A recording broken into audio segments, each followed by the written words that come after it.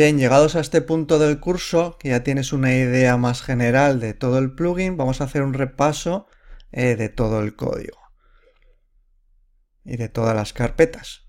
Vale, el plugin parte como siempre de un fichero principal, que aquí hemos llamado demo.php. Aquí ya vimos en detalle el código de este fichero, donde se inicializan todos los datos, donde se llama al autoload de clases para cargarlas todas, donde tenemos los hooks de activación, desactivación, tenemos la parte de internacionalización y tenemos el inicio del plugin como tal, donde iniciamos un objeto del fichero core, que a su vez llama al cargador, y cuando hacemos run, pues ejecutamos el run del cargador y metemos en WordPress de golpe todos los hooks, todos los actions y filters. ¿Vale? Entonces este fichero ya lo vimos. El siguiente, como digo, era dentro de la carpeta core, la clase core, en el que vamos metiendo, nada más inicializarla, vamos metiendo al cargador todos los hooks divididos en admin, en public, en include, en Gutenberg. Entonces dentro de estos métodos vamos llamando al cargador y vamos metiendo todo. Vamos metiendo todo por partes, dividido, por dividir el código.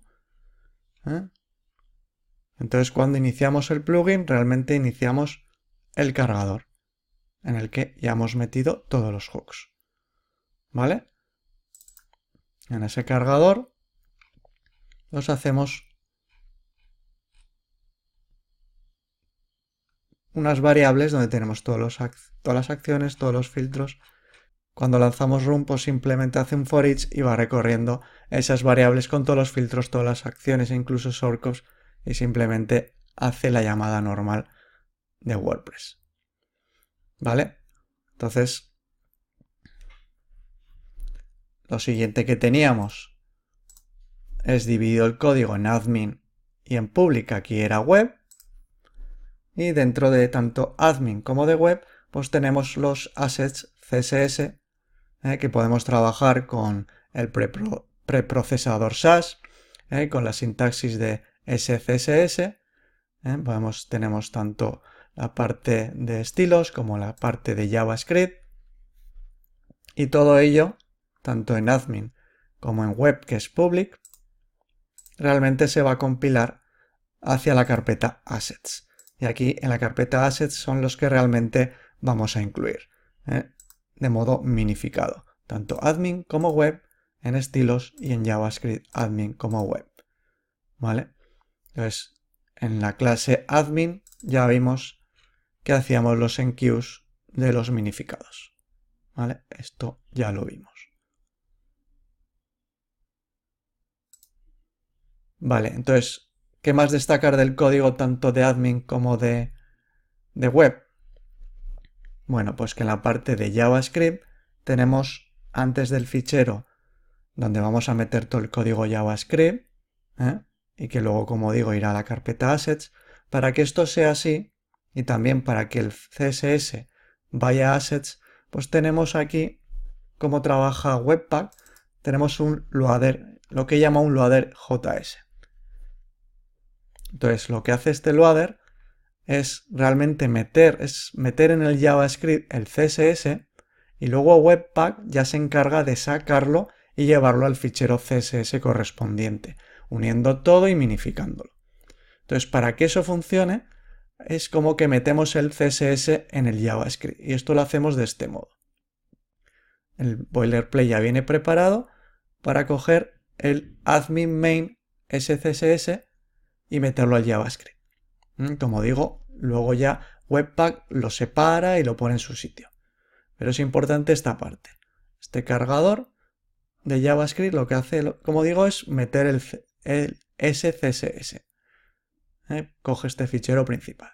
Entonces, dentro de este fichero principal, que ya está llamado, pues podemos ir haciendo imports de incluso ir creando aquí carpetas, como el ejemplo.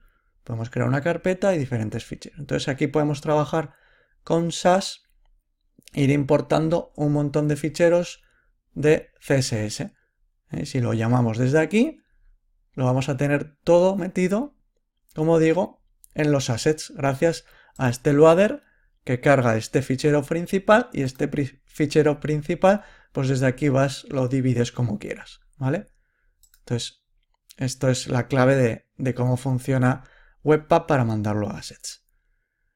Y lo siguiente que importa es el fichero admin, que decíamos, aquí es donde vamos a meter el código, pero el cargador es el que se encarga primero, como decía, de meter el CSS y después meter el JavaScript.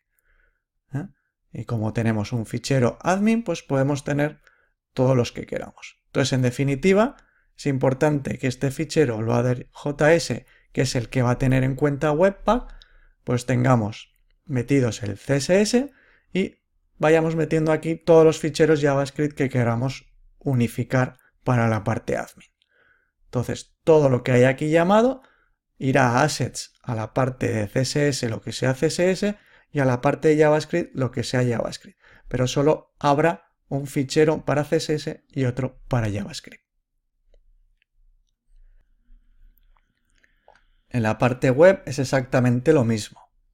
Tenemos un loader y lo mismo. Llamamos al CSS, que aquí es webmain SCSS. Aquí tenemos un ejemplo de código, ¿vale?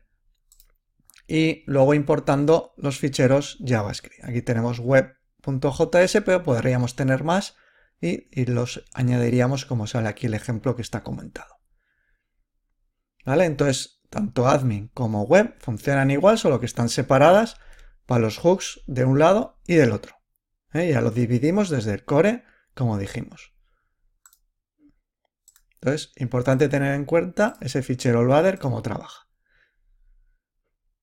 El fichero en sí, de la parte, perdón, aquí, admin, pues viene preparado con unas posibles dependencias. Podríamos crear más clases dentro de admin y aquí en este método, pues crearíamos el objeto de la nueva clase que podamos crear.